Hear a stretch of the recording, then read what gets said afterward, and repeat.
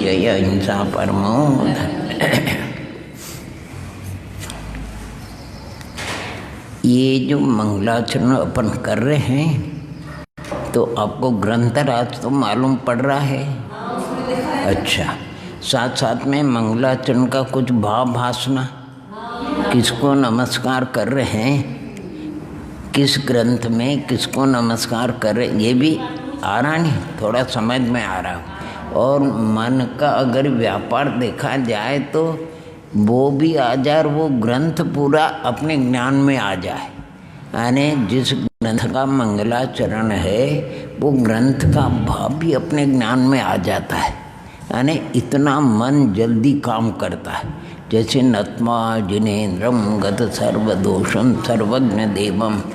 अब मान लो इसलिए बताने कि ये जैन सिद्धांत प्रवेशिका का मंगलाचरण, तो इसका अर्थ भी भाव भाषण हो रहा है। नत्वा जिनेन्द्रम गत सर्वदोष रहित सर्वज्ञ देवम हित, यानी वीतरागी सर्वज्ञ हितोपदेश। वीतरागी यानी 18 दोषों से रहित ऐसे जिनेन्द्र को नमस्कार करके, अर्थात जो भव्यात्मा अल्प बुद्धि है उनको भी ये ग्रंथ राज का भाव आत्मसात हो जाए, इसके लिए हम इसकी रचना करते हैं। इसके लिए इसकी हम रचना करते हैं। तो और प्रथम अध्याय में द्वितीय अध्याय तृतीय चतुर्थ और पंचम माने मंगलाचरण करने में मन इतना काम कर लेता है। परम ज्योति समम समस्ते अनंत परि, यानी आहा जयवंत बढ़ती जयवंत बढ़ती जयवंत बढ़ती। आहा वह परम ज्योति जिसमें समस्त द्रव्य समस्त गुण समस्त पर्याय दर्पण की स्वच्छता के समान प्रतिभाषित होते हैं, प्रतिबिंबित होते हैं। बस केवल ज्ञान ज्योति, केवल दर्शन ज्योति सदा जयवंत बढ़ते जयवंत बढ़ते जयवंत बढ़ते, और पूरा पुरुषार्थ सिद्ध पाए ग्रंथ अपने हृदय में। इसलिए इस प्रकार आप भी मंगलाचरण करें और उसकी जरा अंदर की, जिसका भी मंगलाचरण अपन कर रहे हैं उसका थोड़ा ग्रंथ का भी भाव आपके ज्ञान में आ जाए। चलिए अब आगे चलते हैं। इसमें अभी 14 धाराएं तो इसमें नहीं दिए हैं, कर्मानुचिंत होते ऊपर से। अभी 10-15 मिनट में आपको हम कल बताई जल्दी से और बता देते हैं। इसके बाद हम ग्रंथ प्रारंभ करेंगे। 14 धारा है, सभी भव्यात्मा को उसका नाम मालूम होना चाहिए। अर्थात आपको याद है नहीं, बोलिए। सर्वधारा, समधारा, विषमधारा, श्रुतिधारा, अकृतिधारा, धनधारा, अधनधारा, कृति मात्रक धारा, अकृति मात्रक धारा, धन मात्रक धारा, अधन मात्रक धारा, और विरुद्ध घना घन धारा बराबर।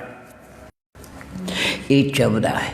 14 यानी मूल तो खास 3 धाराओं का इसमें वर्णन विशेष आएगा। विरूप वर्ग धारा, विरूप घन धारा और विरूप घनाघन।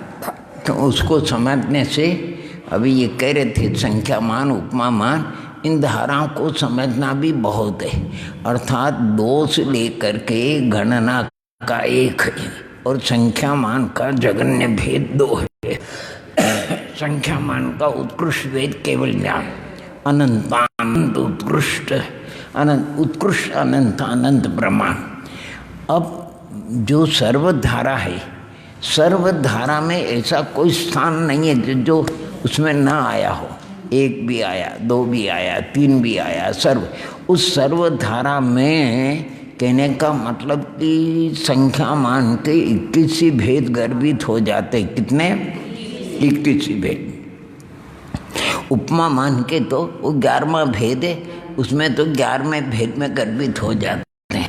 आने संख्या मान में सब कुछ आ जाते हैं, कोई ऐसा नहीं बसाई कि जो नहीं रहते।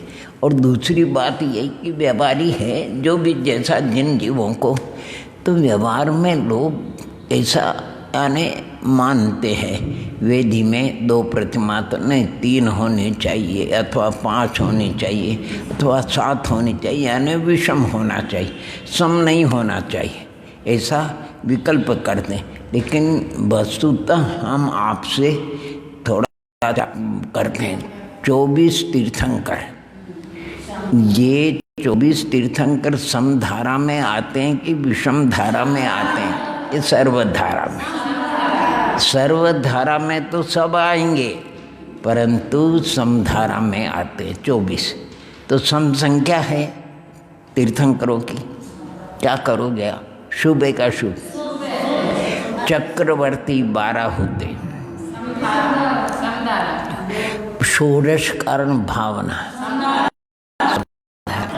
अष्टानी का समधारा में 10। अरे 4 प्रकार की आराधना, सिद्धों के 8 मूल गुण, अरंतों के 36 मूल, आचार्यों के 36 मूल गुण, अरंतों के 46 मूल गुण, साधुओं के 28 मूल गुण। अब इनको शुभ मानोगे कि अशुभ मानोगे? हैं? अच्छा, अब विषम में बता, सम में भी बताएंगे थोड़ा आपको और विषम में भी बताएं। विषम धारा में रत्नत्रय 3, पंच परवेष्टि विषम धारा में आ रहे नहीं है। 9 देवता विषम धारा में, तो अच्छे हैं कि बुरे?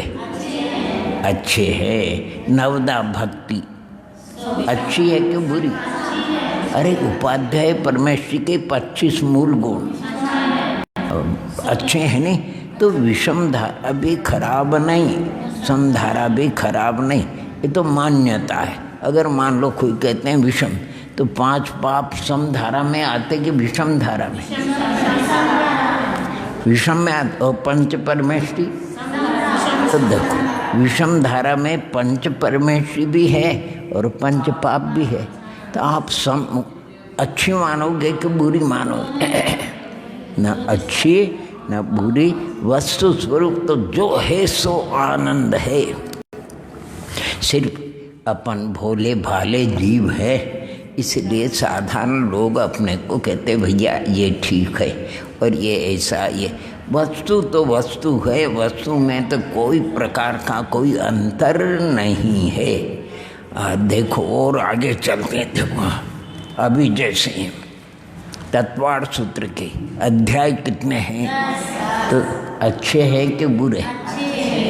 तत्वार्थ सूत्र के 10 अध्याय, लेकिन 357 सूत्र सम में है कि विषम? और द्रव्य संग्रह की गाथा 58 सम में है कि नहीं? द्रव्य संग्रह की गाथा और रत्नकर्ण शावकाचार्य के श्लोक 150 यानी कारिकांड सम में है, बराबर है। चलिए समय सार की गाथाएं 415 विषम में आती है। अरे पंचास्तिकाई की गाथा 173 विषम में आती है। नियम सार की गाथा 187 विषम में आती है। प्रवचन सार की गाथा 275 विषम में आ रही। तो अच्छा माने कि बुरा? अरे सब अच्छे, सब अच्छे। समधारा भी अच्छी, विषम धारा भी अच्छी, सर्वधारा भी अच्छी, कोई खराब नहीं, कोई खराब नहीं। अच्छा, कोई के योग आते हैं विषम धारा में आते हैं 15, लेकिन 4 मनोयोग समधारा में आते हैं, 4 वचन योग लेकिन 7 का योग और आर्ग का योग, आर्ग मिश्र का योग भी 7 में आते हैं। क्या 3 वेद विषम धारा में आते हैं, विषम धारा में आ रहे हैं। तो समधारा और विषम धारा में आने कुछ भी देखो, बढ़िया से बढ़िया, सब अच्छा देखना। देखो अब आगे चलते हैं। सर्वधारा में सब आते हैं, समधारा में आधे स्थान है और विषम धारा में दोनों मिलाओगे तो सर्वधारा बन जाएगी। अब अपन चलते हैं, चलिए। कृति धारा, कृति संस्कृत शब्द है, उसका नाम है वर्ग। वर्गत स्थान, 1 का वर्ग, 2 का वर्ग, 3 का वर्ग, 8, 9, 10, 10 का वर्ग करेंगे तो 100 होंगे, 9 का वर्ग करेंगे तो 81 होंगे, 8 का वर्ग करेंगे तो 64 होगा। तो ये जो स्थान है 1, यानी 2 का वर्ग 4, 3 का वर्ग 9, 4 का वर्ग 16, 5 का वर्ग 25, 6 का वर्ग 36, 7 का वर्ग 49, 8 का वर्ग 64, 9 का वर्ग 81 और 10 का वर्ग। ये जो 10 स्थान ये कृति धारा के हैं। किसके? कृति धारा के 10 स्थान ऐसे कृति, और बाकी बचे 90, वो सब अकृति धारा के स्थान हैं। 90 बच गए। जैसे 81 के बाद हम 100 पे गए तो 82 से लेकर के 99 तक के स्थान अकृति धारा के हैं। इधर हमने 64 बोला तो 65 से लेकर 80 तक के स्थान अकृति धारा के, तो सब मिला करके 90 और कृति धारा के 10 दोनों को मिलाओगे तो 100। सर्वधारा दोनों को मिलाओगे तो एक उच्च कोटि के विद्वान है, उन्होंने एक घटना सुनाई, बड़ी अच्छी लगी। पंडित जवाहरलाल जी करके हैं, कहीं सहारनपुर में वो सत्संगति के लिए जाते थे, गोष्ठी हुई तो कुछ विद्वान ने बोला कि जैनों में तो कुछ गणित का, यानी गणित है ही नहीं, जैनों में तो ऐसी, वो उनको रहा नहीं गया। उन्होंने कहा कि जैनों में तो ऐसी गणित है कि माने सिंधु के समान, और यहाँ व्यवहार में वो गणित तो बिंदु के समान भी नहीं है। उन्होंने विनय से उन विद्वान से कहा कि हम आपको एक बात बताते हैं, छोटी सी बात। उन्होंने, आप संख्या मान में बहुत छोटी संख्या, बड़ी संख्या नहीं हो, छोटी संख्या, यानी मैं कहना आप ऐसी संख्या बताना जिसमें अगर हम 10 को जोड़ते हैं तो भी वर्ग स्थान बनता है, 10 माइनस करते हैं तो भी वर्ग स्थान बनता है। ऐसी संख्या को आपको बताना है जिसमें हम 10 का जोड़ करते हैं तो भी वर्ग स्थान बनता है, 10 माइनस करते हैं तो भी वर्ग स्थान बनता है। 26। आपने सुना होगा, पहले जो भी वो 55 करके हार गए, उनको समझ में नहीं आया, निराश हो गए। फिर उन्हें विद्वान ने कहा, देखो एक छोटी सी गणित आपसे समाधान नहीं हुआ, आने देखो। अभी कृति धारा है नहीं, 4 की कृति कितने हैं? 16। 10 जोड़ेंगे तो कितने होंगे? 26। और 6 की कृति कितनी है? 36। 10 माइनस करेंगे तो 26, यानी 10 जोड़ेंगे तो भी, तो 4 की कृति 16, उसमें 10 जोड़ते हैं तो 26, और 6 की कृति 36, उसमें 10 माइनस करते हैं तो भी 26। अभी एक बार यहाँ की सुनने में आ रहा हूँ, कोई चंद्रावती भाई साहब थे, कोई आंध्र प्रदेश की शकुंतला नाम के कोई देवी आई थी, वो 1 सेकंड में लाखों करोड़ों की, माने वो कंप्यूटर से भी उसका बहुत चलता था। तो अपन ने देखा नहीं, मैंने भाई साहब से कहा, मैंने भाई साहब उसको एक कहना है कि 2 का शला का त्रय निष्ठापन करके बता दे। 2 का 3 4 का नहीं, सिर्फ 2 का शला का त्रय निष्ठापन कर।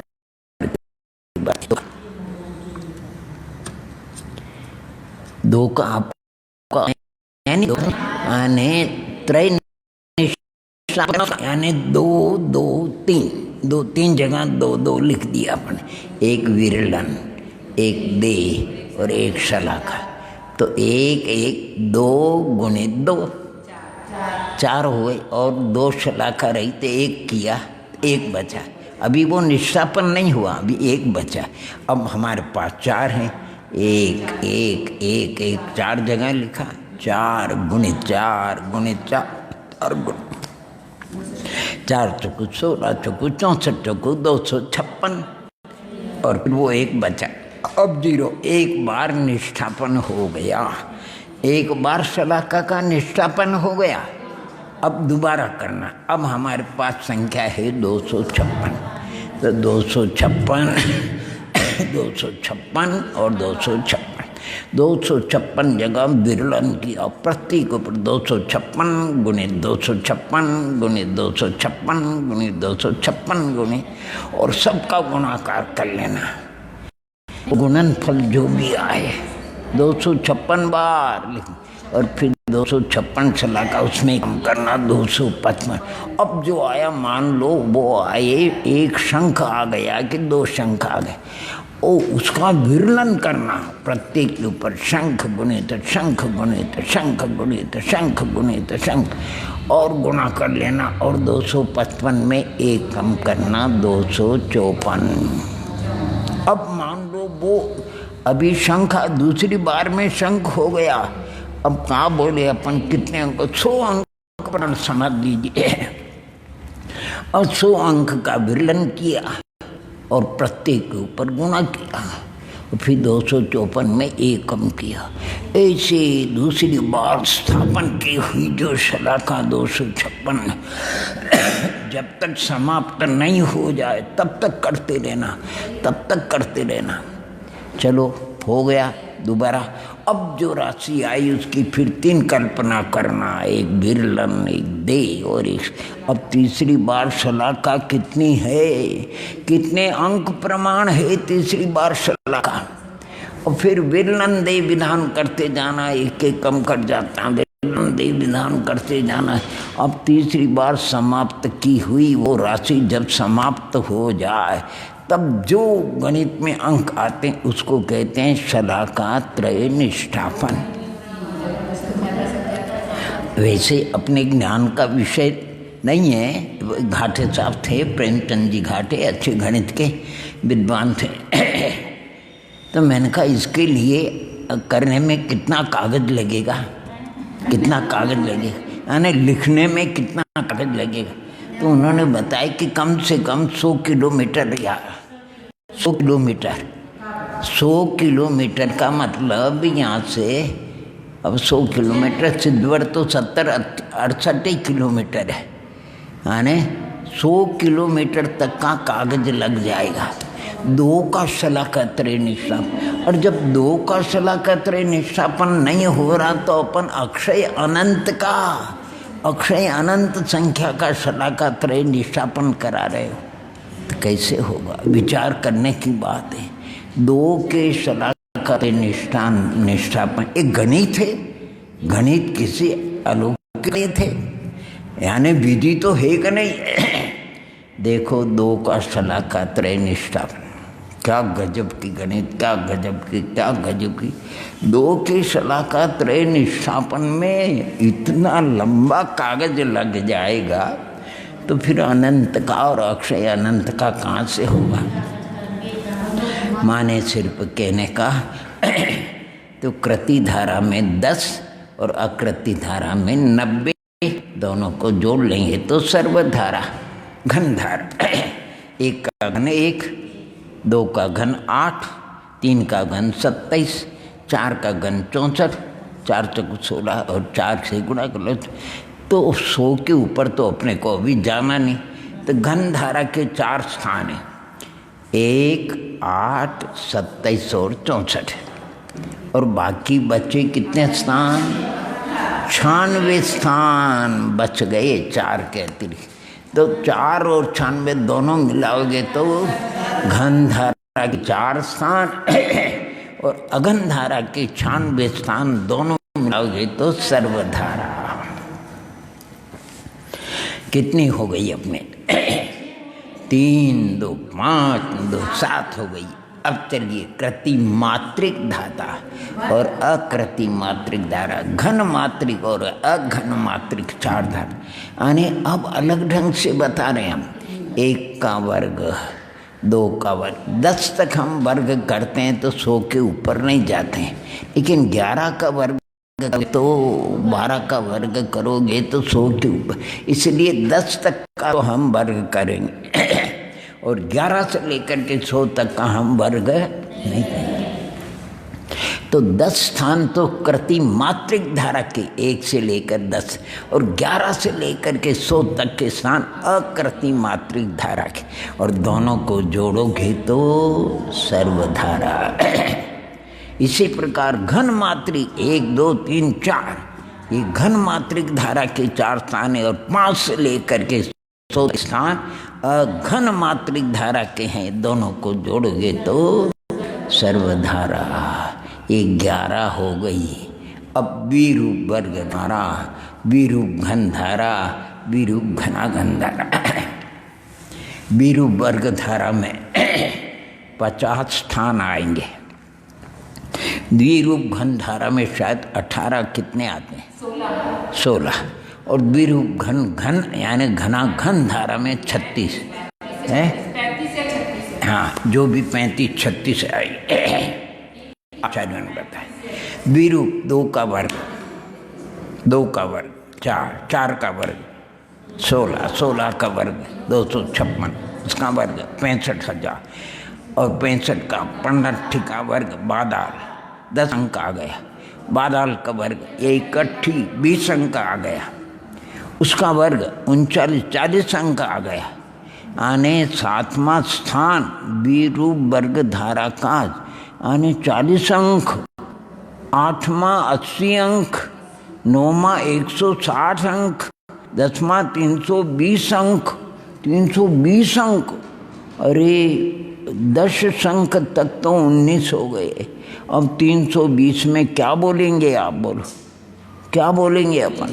10वां स्थान 320 अंक और ऐसे 11वां 12वां 13वां करते करते उत्कृष्ट संख्यात, फिर परिता संख्यात, फिर युक्ता संख्यात, असंख्यात, जगन्य अनंत, मध्यम युक्तांत, मध्यम अनंत अनंत। ओहो हो, करते जाना करते जाना। जब कहीं जा करके यानी केवल ध्यान के अभिभाग प्रतिच्छेद आएंगे, केवल ध्यान अनंत अनंत वर्ग स्थान जाएंगे। अपने गणित में उसमें तो यहाँ तक बताया है, हमने सब कुछ कर लिया। फिर ये क्या आया? मध्यम अनंत अनंत आया। मध्यम अनंत अनंत में केवल ज्ञान, अभी केवल ज्ञान बहुत बड़ा है। तो फिर ये अरे केवल ज्ञान का अष्टम वर्ग मूल है, उसका नाम अष्टम वर्ग मूल है। तो फिर क्या करें? फिर एक बार इसका वर्ग करो सप्तम, फिर एक बार वर्ग करो छठा, 5वां, चौथा, तीसरा, फिर उसका वर्ग करो तो केवल ज्ञान आ जाएगा। ये विरूप वर्ग धारा कितने स्थान जाने पर पल्ले की वर्ग शलाखा, पल्ले के अर्धच्छेद, पल्ले का प्रथम वर्गमूल और एक पल्ले आता है अद्धा पल्ले। कितने स्थान आएंगे? ओहो हो। आगे चल करके तो आने जब अनंत का वर्ग चलता नहीं अनंत वर्ग स्थान, तो जीव राशि की वर्ग शलाखा, जीव राशि के अर्धच्छेद, जीव राशि का प्रथम वर्गमूल, एक स्थान जाने पर जीव राशि, फिर पुद्गल राशि का वर्ग शलाखा, पुद्गल राशि के अनंत अनंत वर्ग स्थान जाने पर अर्धच्छेद, पुद्गल राशि का फिर प्रथम वर्गमूल, एक स्थान जाने पर पुद्गल राशि, अनंत वर्ग स्थान जाएंगे तो काल की समय राशि की वर्ग शलाखा राशि, फिर अर्धच्छेद राशि, फिर उसका प्रथम बल, एक स्थान जाएंगे तो काल के समय आ जाएंगे। फिर आगे जाएंगे अनंत वर्ग स्थान तो आकाश के वर्ग शलाखा राशि, अर्धच्छेद राशि, प्रथम वर्गमूल, फिर आकाश के प्रदेश आ जाएंगे। यानी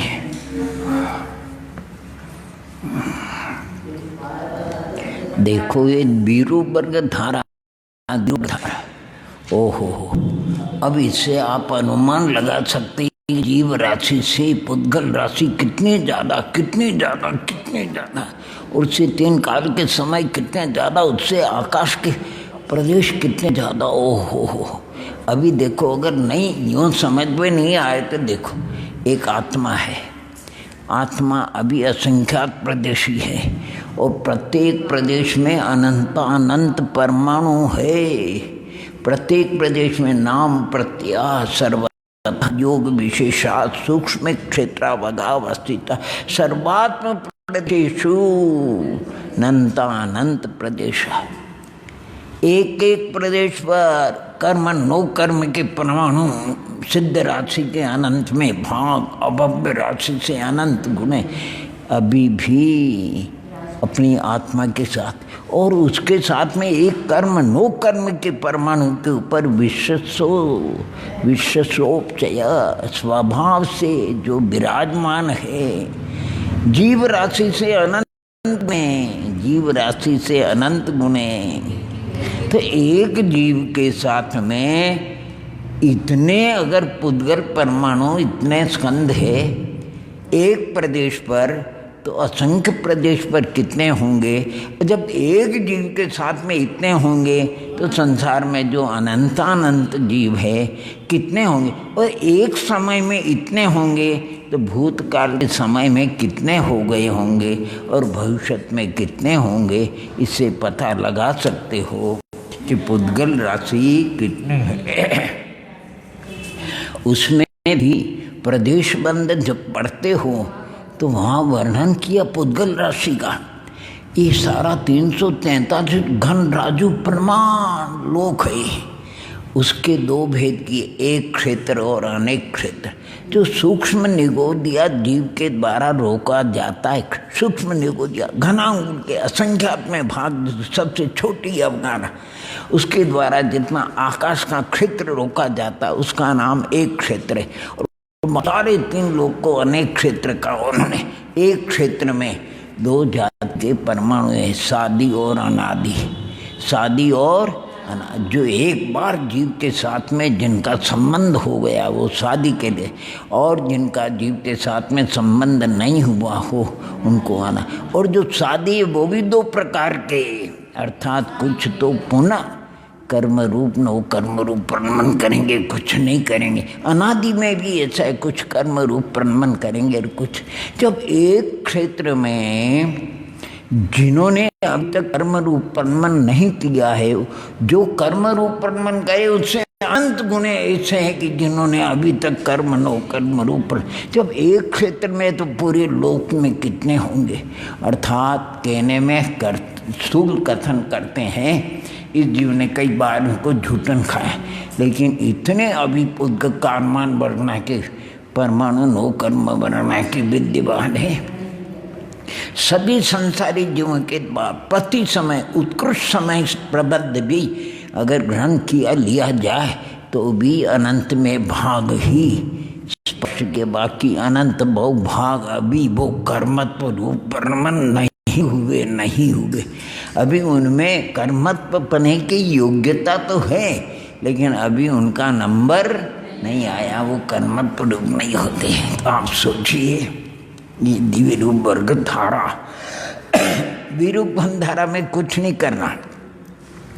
दो का पहले घन कर लेना, 2 दूनी 4 और 3 बार कर, 2 गुणे 2 गुणे 2 गुणे अर्थात 8 हो गए। यानी गुरु जी पढ़ाते थे, यानी घन में क्या होता, 3 जगह लिखने, 2 गुणे 2।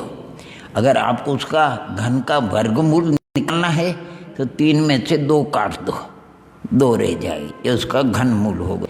वर्ग धारा में अगर करना 2 गुणे 2 और उसका वर्गमूल निकालना है तो 1 2 को हटा दो, काट दो, बस 2 उसका वर्गमूल हो जाएगा। 2 का वर्ग होता 4, तो 4 का वर्गमूल 2। अच्छा, 2 का घन होता 8, 8 घन का वर्ग घनमूल 2 होगा। ये तो पहले क्या करना, अपने को 2 का घन कर लेना अर्थात 8 करना। अब इसका वर्ग करना तो कितना होगा, 64। 64 का वर्ग करना 4096। देखो इधर द्विरूप वर्ग धारा में 2 का वर्ग 4 हुआ और यहाँ 64 हो गया। तो 4 और 64 में कितना बड़ा अंत। फिर 4 का वर्ग 16 और वहाँ 64 4096, कहाँ 16 और कहाँ 4096। ओहो हो, ये जो एक ज्ञान में आता है, जो रेलवे है नहीं, तो जहाँ से गाड़ी को दिशा बदलनी होती तो वहाँ पटरी को एक यम के प्रमाण पटरी को अलग करते हैं। कितने? और धीरे धीरे वो पटरी आने वो पूर्व में जाएगी तो वो पश्चिम में गाड़ी चली जाएगी, इतना अंतर आ जाता। तो आप देखो कितना फर्क है विरूप वर्ग धारा और विरूप घन धारा में। और घना घन धारा में क्या करना है? तो 2 का घन करना आपको। पहले 2 का घन किया 8, फिर उसका घन करो 8 गुणित 8 गुणित 8 गुणित 512 हुए। अब 512 का वर्ग करना 2 लाख से अधिक आएगा। यहाँ 2 का वर्ग 4 आया, वहाँ 512 का वर्ग 2 लाख घन। फिर उसका वर्ग वर्ग करते जाना।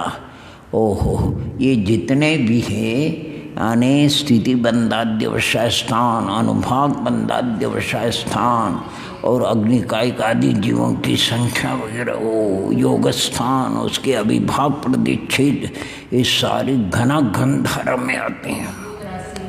ओहो, धारा में अभी आपने 18 कितने बताई, जो भी धारा में आते हैं कि सारी गणित, यानी जैन दर्शन में गणित तो अलौकिक है। अलौकिक गणित यानी लौकिक गणित से तो संख्याता द्रव्य क्षेत्र काल भाव, यानी संख्याता द्रव्य के, और अलौकिक गणित ओ अनंता द्रव्य क्षेत्र काल भाव। त्रिलोक सार में एक गाथा आई 48वें नंबर की 48वें नंबर की, बहुत अच्छा बताया उसमें। अपने 5 सम्यक ज्ञान की पर्याय है। कौन सी?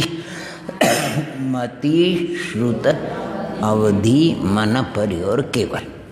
मति श्रुत ज्ञान का विषय कितना? तो संख्याता द्रव्य, संख्याता क्षेत्र, संख्याता काल और संख्याता भाव। अवधि मन पर्य का असंख्याता द्रव्य, असंख्याता क्षेत्र, कालो भाव। केवल ज्ञान का अनंत द्रव्य, अनंत क्षेत्र, अनंत काल और अनंत भाव। यद्यपि अपने में शक्ति है वो प्रकट नहीं है। अनंत द्रव्य को जानने वाला, अनंत क्षेत्र को जानने वाला, अनंत काल को जानने वाला, अनंत भाव को जानने वाला कौन? केवल ज्ञान। वो अपनी शक्ति तो है, लेकिन अभी वो शक्ति आवृत है। शक्ति आवृत है, शक्ति की व्यक्ति नहीं है। आवरण किसी ने, हम नहीं। जैसे कोई सोया व्यक्ति हो, ठंडी लगती हो तो चादर ओढ़ लेता, तो चादर ओढ़ी किसने? उसी व्यक्ति ने। इसी प्रकार हमने प्रमाद से, मिथ्यात्व से, अज्ञान से, असंयम से, कषाय से, मन वचन काय की अस्थिरता से हमने कर्म की चादर, और ये 9 कर्म की चादर है और भीतर में कर्म की चादर है। ये दिखने में आ रही वो कौन है? इसको तो अभी ओम नमः अभी अलग हो सकती है, लेकिन वो कर्म की चादर अलग होगी, में जाएगी। वो तो जैसे श्वेतांबर साधु होते नहीं, उनके पास में जो भी उनके उपकरण बताया, तो जो एक वो एक काय का रखते हैं, शायद उलन का रखते हैं, क्या ऊन का रखते हैं, तो वो कंधे पे जो उपयोग में लेते वो कंधे पे रख करके चलते हैं, साथ में रखते हैं वो कंधे पे। ऐसे तेजस और कारमान वो साथ में रख करके चलता है और बाकी चीज यहाँ छोड़ देता है, बाकी चीज साथ में ले जाता है। अभी आप पूर्व भव का तेजस और कारमान साथ में लाए कि नहीं? अरे असंख्य भव तक ले जाते हैं, एक भव नहीं, दो भव नहीं, तीन। अभी हमारी आत्मा के साथ में असंख्यात भव पहले जो तेजस कार्बन बंधा नहीं, तेजस को गौण भी कर दो तो कार मान लो, वो भी उसकी 66 है। वो तेजस जो नाम कर्म की प्रकृति, 5 शरीर नाम कर्म, तेजस नाम कर्म, शरीर नाम कर्म, विकृत शरीर, आहारक शरीर, तेजस, उनके 20 कोटि सागर की स्थिति है। जिससे तेजस वर्णा से जो तेजस शरीर बनता है उसकी तो 66 सागर की, लेकिन जो नाम कर्म की प्रकृति है उसकी तो 20 कोटि सागर की। अब जैसे ये औदारिक शरीर है, आहार वर्णा से बना, इसकी 3 पल्ले की, कितने? लेकिन औदारिक शरीर नाम कर्म की तो 20 कोटि सागर की। हाँ, आरक शरीर नाम कर्म के अंत कोड़ा वो 7 में 8 में बनता है। तो असंख्य, कितने? असंख्य भव के अभी हमारे उदय चल रहा है। असंख्यात भव पहले जो हमने इस जीव ने कर्म बांधा है वो अभी उदय में आ रहा है। अभी कोई है नहीं अवधि मानव परिज्ञानी उनसे जा, भगवान ये कोरोना कौन से भव का पाप उदय में आ रहा है? ये कोरोना कौन से भव का पाप उदय में आ रहा है? कोई बता सकते? आने असंख्य भव अपन कौन से क्या किया अपन ने, यानी कौन से भव में अपन ने क्या किया तो कोरोना की चपेट में आ रहे हैं। अभी सुनते हैं एक छोटी सी घटना। देखो आज तो इसमें धाराओं में पूरा हो जाएगा, कोई बात नहीं। यानी यहाँ सूर्य सागर जी महाराज का वर्षा योग हुआ, यानी अचानक पधार गए और हमारा भी परिचय नहीं, आश्रम में पधार। दूसरे दिन यानी आषाढ़ शुक्ला चतुर्दशी, उनके भैया पधारे तो अपना कर्तव्य तो वर्षा योग है। अच्छा ज्ञान था वो लब्धि सार का, और हम बोर्ड पे भी समझाते थे, योग भी कराते थे। तो उन्होंने शुरू में प्रथम प्रवचन में एक घटना सुना दी और अच्छा लगा। मैंने उस घटना को बड़ा 10 बार याद किया होगा। वो कहते हैं महाभारत के समय में भीष्म पितामह इतने निष्प्रिय साधक थे कि उन्होंने आजीवन ब्रह्मचर्य को धारण किया। कौरव पांडव को ये विकल्प उत्पन्न हो कि इनकी संतान राज्य का विभाग चाहेगा, राज्य का अधिकारी बनना चाहेगा, इसलिए उन्होंने आजीवन ब्रह्मचर्य व्रत को धारण किया। वो राज्य से निष्प्रिय थे, ये बात जरूर थी। तो कौरवों का राज्य था तो उनके राज्य में रहना पड़ता था। ये बात तो अभी अपन जैसे नरेंद्र मोदी या जो भी शिवराज, उसके राज में तो अपने को रहना पड़ता है, कहाँ जाओगे। तो भीष्म पितामह जब अर्जुन की बाण शैया पर लेटे हुए 6 महीने से तड़प रहे थे, प्राण नहीं निकल रहे थे, तड़प रहे थे, बाण शैया पर पड़े, तो कृष्ण महाराज से कहा कि आप तो विशेष ज्ञानी हो, मैंने इससे कौन से भव में क्या पाप किया जो मुझे ये सज्जा पे तड़पना पड़ रहा है, मेरे प्राण नहीं निकल रहे हैं। कृष्ण महाराज जब प्रश्न आया तो उन्होंने उनका बही खाता देखा। 1 भव, 2 भव, 3 भव, 4 भव, 5 भव, 50 भव, 100 भव। ओहो, कुछ भी नजर नहीं आया। 100 भव देख लिया पूर्व के, फिर भी वो पाप पकड़ में। फिर 101, 102 उन्होंने जो घटना सुनाई मैं सुन।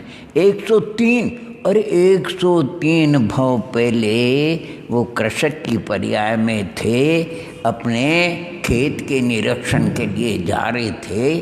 उनके हाथ में लकड़ी थी और उसमें एक लोहे का लगा रहता बल्ला।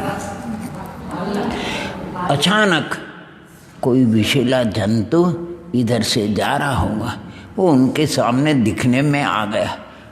हिंसक जीव थे, दया नहीं थी उसको बल्लम से, तो वो उसके शरीर में पार हो गया और फिर उसको उठा करके फेंक दिया। तो बम्बू था, बम्बू कांटे वाला, वो उस पर तड़प तड़प करके जो भी 2-4 दिन बाद उसकी समझ नारायण कहते हैं 103 भव पहले तुमने ये दोष पाप किया था, पाप अभी उदय में आया। जैसे वो विषैला जंतु कांटों में तड़प तड़प करके मरा, ऐसे तुम सरसैया पर तड़प करके प्राण छोड़ गए। आपने महाभारत तो देखा ही है, अपने यहाँ नहीं है हो। यहाँ घटना क्या है, इस श्रवण कुमार था, वो माता पिता को कावड़ में बैठा करके तीर्थ यात्रा कराता। सरयू नदी किनारे पहुंच गया और प्यास लगी होगी माँ बाप को, तो कहते मैं पानी लेकर के आता हूँ। पानी लेने के लिए गया, नदी में पानी भर रहा है। कहीं दशरथ जी को दूर से कुछ समझ में नहीं आया, कोई हिरण है, कोई पशु पानी पी रहा है। बाण चला दिया, बाण से वो बिद्ध हो गए, बाण से वो गए और उसके प्राण पखेरु उड़ गए। जब देखा अरे ये तो श्रवण है, ये परम माता पिता का परम भक्त है, उनके लिए पानी लेने के लिए आया है। दशरथ वो पश्चाताप तो हुआ, लेकिन वो पानी लेकर के आता है। फिर माँ बाप से कहते ये जल ले आए। बोले तो बोली से मालूम पड़ जाए कि कौन है, बोलते नहीं कौन है भैया कौन है, जले को बोला नहीं। फिर आखिर चढ़ करके जब बोला तो मालूम पड़ा कि इस प्रकार ये अशुभ घटना हो गई। तो दोनों माता पिता तड़प करके पुत्र के वियोग में प्राण छोड़ दिए। कहते हैं श्राप दिया, उनके यहाँ होता है, तू भी पुत्र के वियोग में तड़प करके मरेगा, तड़प करके मरेगा। तो राम जब विदेश चले गए तब दशरथ तड़प करके से मर गए। और सुनते हैं जिस स्थान पर ये घटना हुई वो स्थान हिंसक है। ऐसे स्थान होते हैं जहाँ पर आप बैठो तो अलग जाति के प्रणाम होते हैं, ऐसे स्थान होते हैं अलग जाति के प्रणाम। वो कौशल कुमारी जिसने वो क्या जिनपुरम में दिल्ली के पास गाजियाबाद में वृषभांचल, तो वो कह रही ये वृषभांचल जो ध्यान में नहीं था हमने बना लिया, बन गया श्रद्धालु जो, लेकिन ये हिंसक स्थान है। यहाँ पर खूब लड़ाइयाँ हुई पानीपत की अंग्रेजों के ज़माने में, तो यहाँ बहुत दुर्घटना होती है, वहाँ पर दुर्घटना बहुत होती है, एक दूसरे को मारते। लेकिन करो क्या, अब जैसे एक मोटे रूप से रेती अपन तो जानते नहीं, जन्म भी पूरा हो जाए तो उस स्थान पे जाए कौन, लेकिन पुण्य योग से रेवती रंज जहाँ आचार्य भगवंत विराजे, अब वहाँ पर क्या शुभ और क्या अशुभ है। जो स्थान था सुनते वो स्थान अशुभ था, जहाँ पर उन्होंने साधना करी 2 महीने, उस स्थान को फिर मिटा दिया, साफ कर दिया, अशुभ बोलते। ऐसे ही कुंडलपुर में जो ज्ञान कुटिया बोलते, क्या बोलते थे, संत निवास, उसको भी मिटा दी। मैंने वैसे इतना कहा था वहाँ संतोष भैया से, मैंने कहा तुम्हारे पास तो लंबी चौड़ी बहुत जगह थी, अरे किसी और काम में लेते, मिटाओ मत, अब बढ़िया दूसरी जगह बना लो। ऐसी रेवती रंज में वो 4 करोड़ का मिट गया, और सुनते हैं उसको मिटाने के लिए बम लगाने पड़े, ऐसे नहीं टूटा हो, बम लगाए तब वो नहीं मिटा। 4 करोड़, अरे उसमें घास भरते या कुछ अटाला डाल देते, कुछ भी करते, जगह बहुत थी और बना लेते। तो कुछ क्षेत्र ऐसे होते हैं जहाँ पर बैठोगे अलग परिणाम होंगे, कुछ क्षेत्र ऐसे होते हैं जहाँ पर बैठोगे तो अलग परिणाम होते हैं। इसलिए अगर शिखर जी जाओ, पार्श्वनाथ की टोंक पे जाओ, शरीर से नहीं भाव से, चोपड़ा कुंड जाओ, चंद्र प्रभु ललित कुंड जाओ, घोमटेश्वर बाहुबली भगवान के श्री चरणों में जाओ, सिद्धालय में पहुंच जाओ। समोक्षण में सबसे श्रेष्ठ अगर कोई क्षेत्र है तो समोक्षण का, समोक्षण से बढ़ करके कोई क्षेत्र नहीं बताया। जिस समय दिव्य ध्वनि कीर्ति उससे बढ़ करके कोई श्रेष्ठ काल नहीं बताया। आहा, क्षेत्र द्रव्य और तीर्थंकर सर्वोत्कृष्ट जहाँ परमोदार जो अनेक रिद्धिधारी गंधर मुनीश्वर विराजमान हो और उससे उत्कृष्ट कोई द्रव्य नहीं। और वहाँ जीव के जो परिणाम होते हैं करण लब्धि रूप विशुद्ध, उससे बढ़ कर के कोई शुद्धि नहीं। इसलिए कहते हैं भगवान की जब दिव्य ध्वनि खिरती तब कभी खाली नहीं जाती, कोई न कोई भव्यात्मा महावृत्ति बनता है, कोई भव्यात्मा अणुवृत्ति बनता है, कोई भव्यात्मा सम्यक्त को प्राप्त करता है। मनुष्य तो महावृत्ति भी बन जाता है, अणुवृत्ति भी बनता है, सम्यक्त तिरंच जो अणुवृत्ति और सम्यक्त को देवों में तो सिर्फ माने सम्यक्त की प्राप्ति की योग्यता है, अणुवृत्तों की भी योग्यता नहीं है। तो द्रव्य क्षेत्र काल और भाव इतना बढ़िया। आप भी यहाँ साधना करते हो नहीं, अब देखना कब किस स्थान पर कभी कोई बैठता है, कोई खाम बैठता है, कोई खाम बैठता है, लेकिन ऐसा स्थान जहाँ बैठ करके परिणाम बहुत बढ़िया विशुद्ध हो, बहुत बढ़िया विशुद्ध हो। एक स्थान देख लो, नियत कर लो आपके परिणाम में।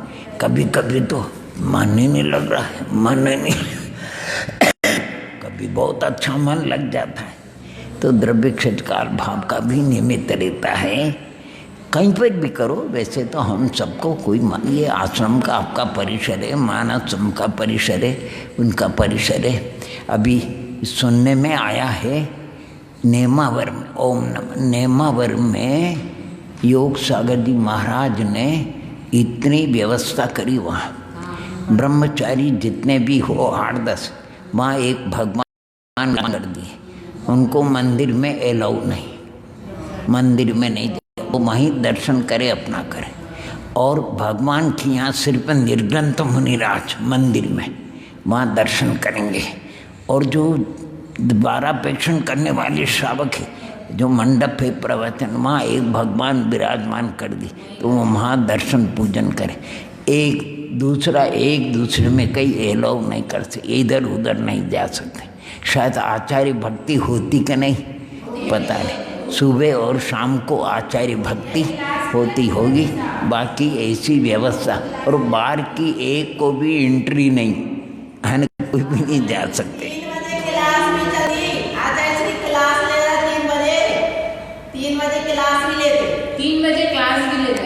3 बजे क्लास लेते हैं, 3 बजे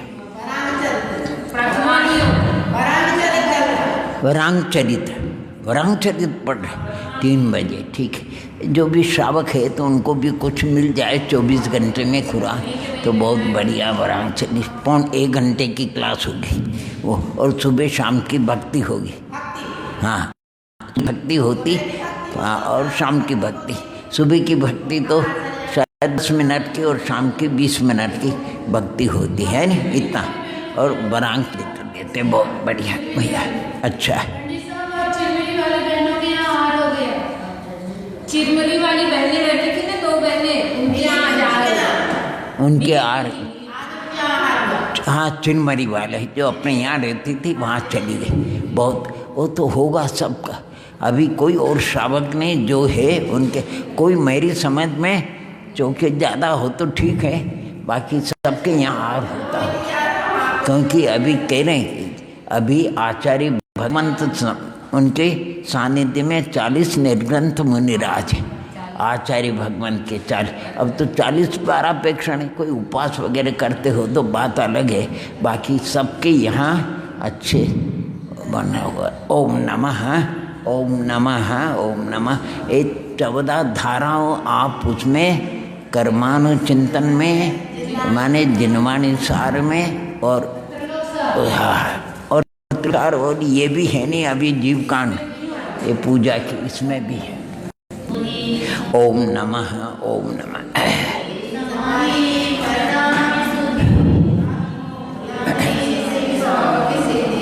चिंता